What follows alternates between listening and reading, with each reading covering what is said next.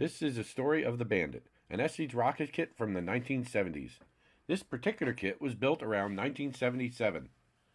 I chose to paint it with blue instead of the suggested gold. It had a payload section, which I used to carry a transmitter, and it was originally built with an antenna wire down the tube interior all the way to the rear of the rocket. It featured a unique internal ejection baffle design that required no wadding. It used standard 18mm motors, which could push it to about 400 feet at the most. I have since modified this rocket, removing the antenna, adding a 20-40mm motor mount, and then building a special payload to carry an altimeter and video camera. Although it did a fine job as a camera carrier, I now have since converted it back into a regular sport rocket with a payload. The Bandit is just over 26 inches tall and just over 1 5/16 inches in diameter. It weighs in at about 99 grams without the motor, or about 4 ounces, and it now uses a Nomex cloth instead of a baffle, and a nylon parachute. Its first flight since the 1970s was on November 13, 2010, using a C6-3 motor. The flight was excellent, although a very low-flying jet shot out from the distant tree line after liftoff and came quite close to the rocket's apogee. Its next flight came the following spring, using a C6-5 and carrying an altimeter. The old original parachute failed to open up completely, and the rocket landed hard but undamaged. Peak altitude was reported at 434 feet. The following month, I tested it with a B64 motor. With this motor, it reported 162 feet. The original parachute was wadded and tangled again. Another month later, it flew again with the C6-3 motor and carried a new plastic parachute. It reached an apogee of 420 feet. It then came down fast and hit hard. The parachute was lying on the grass, still neatly folded, but not tangled at all. There was a slight kink in the head of the body tube, but that was easily repaired. The rear cardboard centering ring and the whole baffle assembly was torn from the body tube, so the Bandit needed major repairs. After 4 months, it was again ready to fly with a 24mm D or E motor mount, a nylon parachute, and a new improved Altimeter II featuring an accelerometer also. I renamed it the Bandit II. For this flight, I still used the smaller C6-3 motor, and the results I got back was disappointing. I assumed winds triggered the altimeter on the launch pad, and the data was invalid. The nylon chute worked great, though. I followed through with my plans and again launched it with the new, powerful D12-5 motor, estimating 1,000 feet on this little rocket. After a spectacular flight, it again returned invalid data. Later correspondence with Jolly Logic, the maker of this altimeter, had me realize that it was not triggered by air pressure as the Model 1 was, but the altimeter instead was triggered by a hard G-force on the accelerometer, and I was sure I triggered it while packing the chute and installing the motors. Also, I don't recall removing the D12 motor casing, but it could not be found afterwards. Another month later, it was too windy for a high flight, so I flew it on a C6-5 motor. It turned straight into the wind and flew horizontal this time, deploying the chute way upwind. At least I got valid data, 232 feet, and for the first time, maximum speed measured 74 miles per hour. The following year, on March 18th, I was ready for a spectacular flight again, using a D12-5 motor again. The flight was great, and I got a really nice picture of the liftoff. It did return a little fast. The parachute shrouds were a bit too twisted, and it appeared the swivel didn't do its job. Again, the D12 casing was ejected in flight. The altimeter accelerometer worked flawlessly, and I reported an altitude of 1,005 feet and a speed of 170 miles per hour. All records for this model. By May 27th, I had devised a plan to launch a 47-gram video camera in the Bandit, my most powerful and best booster. The custom payload tube was not complete though, so this was only a test flight of the Bandit with the first ever C11-5 motor.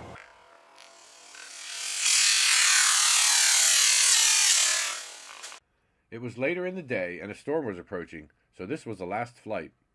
I prepared the motor and parachute as fast as I could and sent the Bandit up.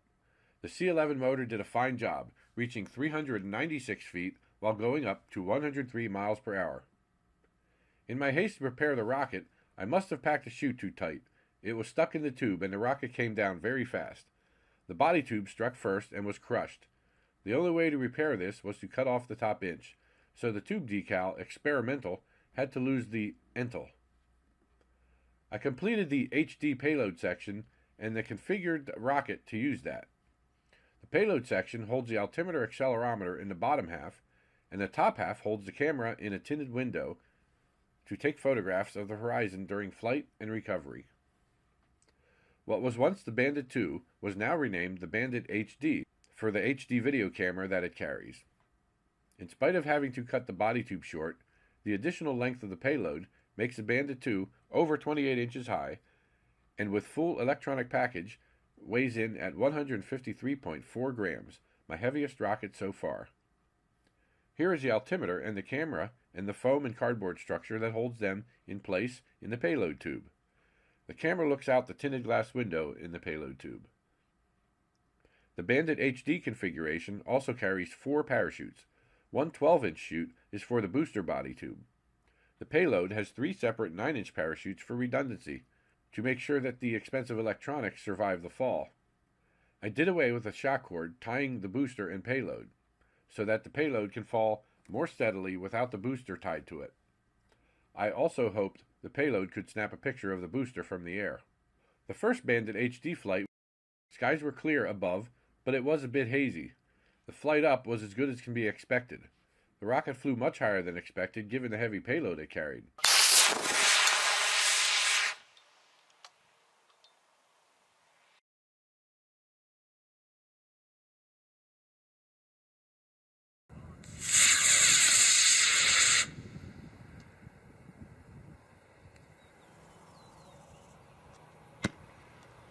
I watched the expensive payload fall slowly with all 3 good chutes deployed.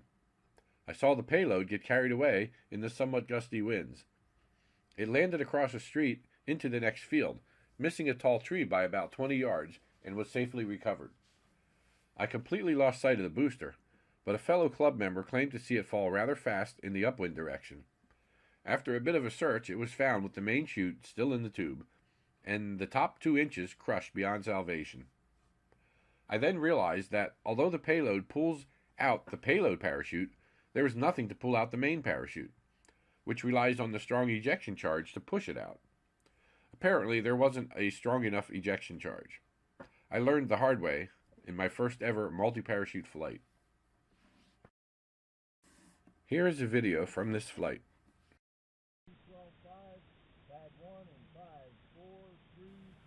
We have the launch, motor burnout, and delay charge, and ejection. And now we're descending from about 700 feet.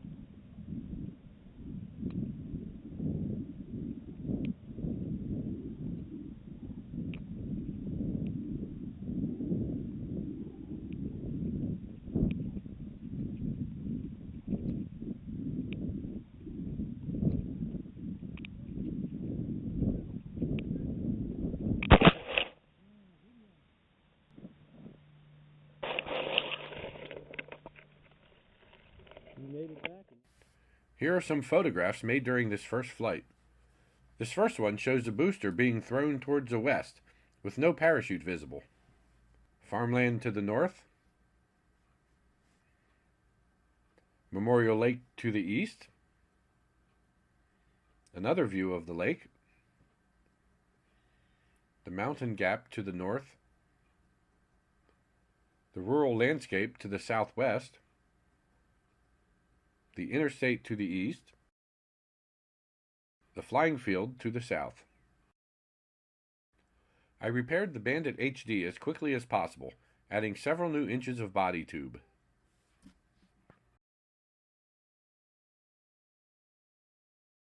Six weeks later, I had the chance to fly the Bandit HD again, in clear, calm skies by the Susquehanna River in Pennsylvania. I hope to get some very interesting landscape photos at this place.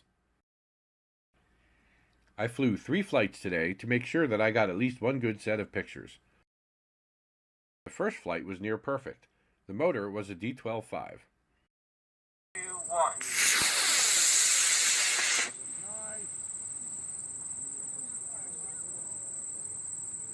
And we have a couple of shoots. Good job. Unfortunately, the altimeter was falsely triggered again, so I got no data on the flight. Here is the onboard video playing back. Ignition. Motor burnout.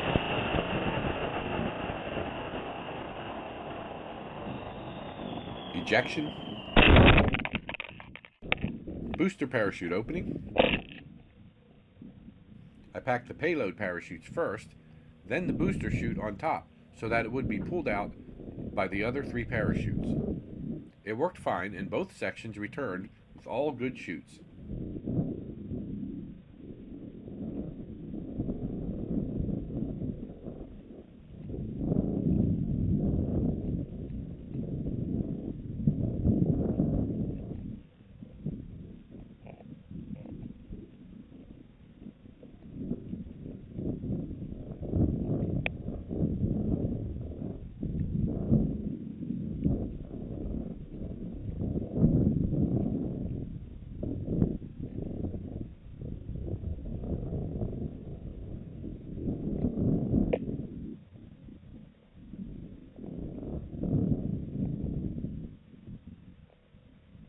Landing.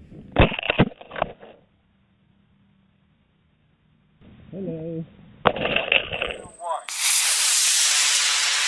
I prepped it again for flight number 2. Liftoff went fine again. The altimeter reported 700 feet, 128 miles per hour. At ejection, though, the 2 parachute systems got tangled together, with one of the 3 payload chutes somewhat closed. Still, with 3 good chutes, the rocket came back safely, though the camera pictures were more shaky than before, with the camera swinging wildly underneath.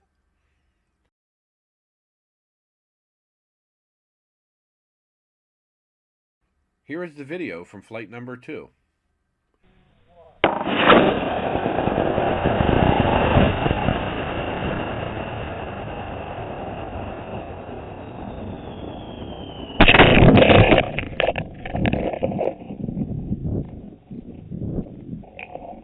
Again, the D12-5 motor was ejected from the back, this time ripping the motor clip out with it.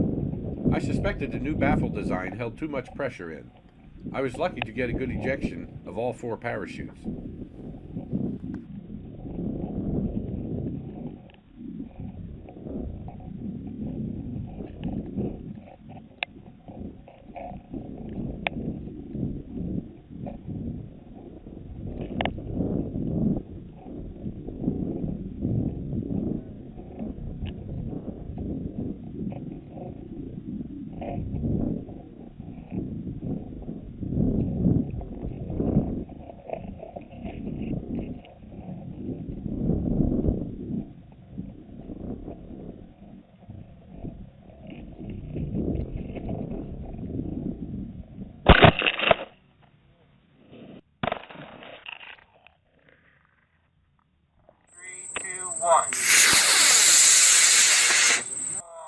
Flight number 3, again using a D12-5, was also successful.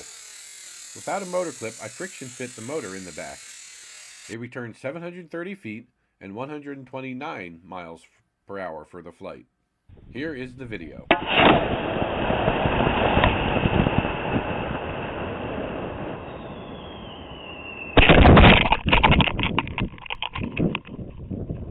This time the motor ejected again. It did push out the main 12-inch booster chute, but the 3 payload chutes were still in the tube. So together, the whole mess returned on that single parachute. This time, the motor mount was damaged beyond use. After 3 motor ejections and the forced expulsion of the motor clip, the seal between the motor and tube was breached, so I couldn't fly it again and expect a reliable ejection.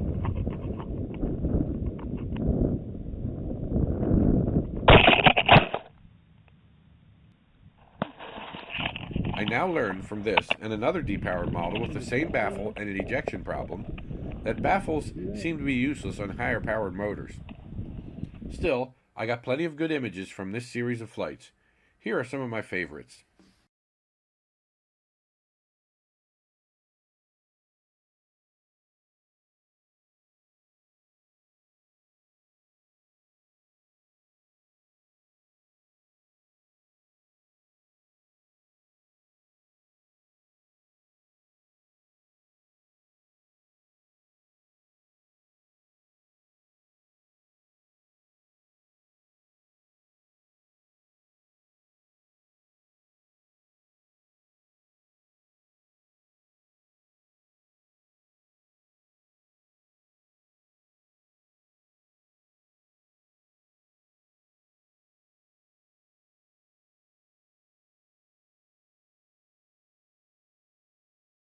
I had to remove the motor mount and clean up as much soot as possible. The forward centering ring was difficult to remove safely, so I left it in. It was 95mm for E engines, but since I would replace it with a 70mm for only D-length motors, it did not interfere with the new motor mount. Further up in the tube, I used a 1/4 inch drill and extension to cut 4 large holes in the lower baffle. I did the same to the top baffle, making 2 large holes. This effectively destroyed the baffle, so it couldn't hold back any ejection pressure. In the process, I needed to relocate the Kevlar shock mount, so I frayed the ends of the Kevlar and glued it into place on the body tube interior. This paperless method has proven strong enough on several of my models and is now my preferred method of Kevlar attachment. Now with the D motor mount, you can call this the Bandit III. I reinstalled the original payload section and used a conventional single parachute and shock cord. Exactly 364 days later, it flew again, with an adapter to a C65 motor.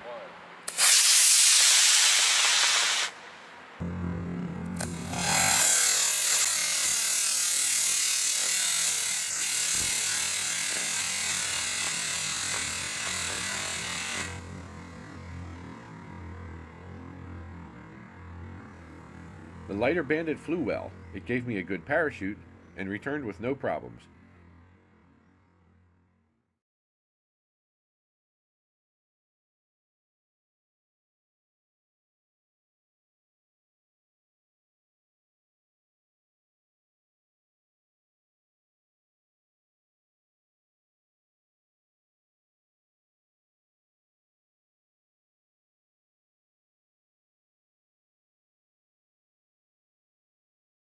It reached 379 feet, going 76 miles per hour. I flew another test flight, this time using the 24mm mount and a C11.5 motor. By comparison, it was much quicker and higher than the C6, reaching 435 feet and going 107 miles per hour. I flew it yet again with another C11.5 motor. This flight turned in even better numbers, going 109 miles per hour and reaching 458 feet, much more than I had ever done with a C6 motor. The C11 truly is the best motor for this Bandit. I wasn't done with my test flying yet. I wanted to see how the Bandit does with lower power motors. This next flight was with the C65 again.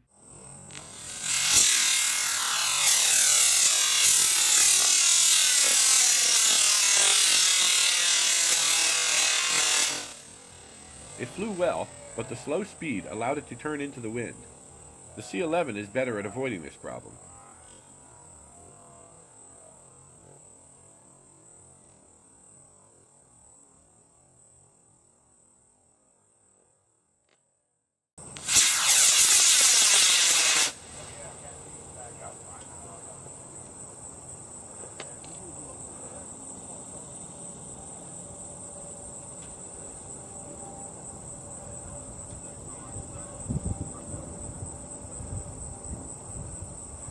Either way, it was a good flight, going 78 miles per hour and 278 feet up.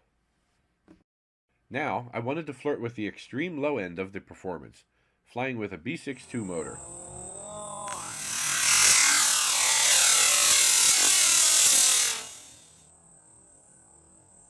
Another good flight, but the shock cord somehow was a bit tangled with the screw eye. The parachute was intact though, and it landed softly very close by.